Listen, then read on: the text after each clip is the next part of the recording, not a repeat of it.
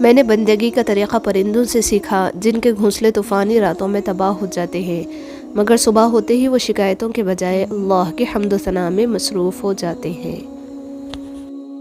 جب مجھے پتہ چلا کہ محل کے بستر اور خالی زمین پر سونے والوں کے خواب ایک جیسے اور قبر بھی ایک جیسی ہوتی ہے تو مجھے اللہ کے انصاف پر یقین آ گیا۔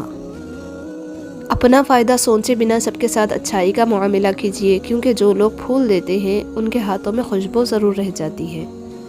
توبہ کے لیے کانوں کو ہاتھ لگانا ضروری نہیں، گناہوں کو ہاتھ نہ لگانا ضروری ہے۔ زندگی میں سکون چاہتے ہو تو کبھی کسی سے امیدیں مت رکھو، صرف اللہ پر بھروسہ رکھو۔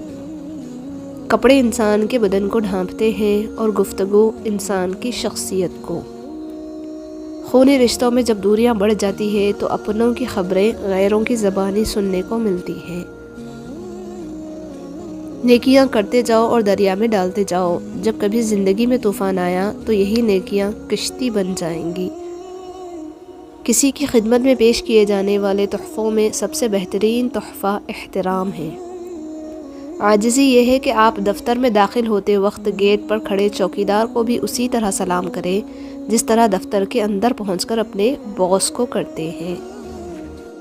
اللہ ہر لڑکی کو ایسے شخص کی صحبت سے محفوظ رکھے جو روح کو گھائل، دل کو بیمار اور ذہنی سکون کو تباہ کر دے۔ آمین۔ آنکھ دنیا کی ہر ایک چیز دیکھتی ہے، مگر جب آنکھ کے اندر کچھ چلا جائے تو اسے نہیں دیکھ پاتی۔ بالکل اسی طرح انسان دوسروں کے عیب تو دیکھتا ہے پر اپنے عیب اسے نظر نہیں آتے۔ سنا ہے حشر میں کوئی کسی کا نہیں ہوگا، مگر یہ سلسلہ تو ابھی سے عروج پر ہے۔ اللہ اس انسان کو پسند کرتا ہے جو نفس کی لگاموں کو اپنے ہاتھ میں رکھتا ہے، نہ کہ نفس کو اپنی لگامیں تھما دیتا ہے۔ ہمیں پتہ بھی نہیں ہوتا کہ ہمارا رب کس کس مقام پر ہمیں گننے سے پہلے تھام لیتا ہے۔ مایوس وہ ہوتا ہے جو اللہ تعالیٰ کی رحمت پر یقین نہیں کرتا، اور محروم وہ ہوتا ہے جو اللہ تعالیٰ کی نعمتوں کا شکر ادا نہیں کرتا۔ جو انسان اللہ کو ہر کام میں یاد کرتا ہے وہ ناکام نہیں ہوتا۔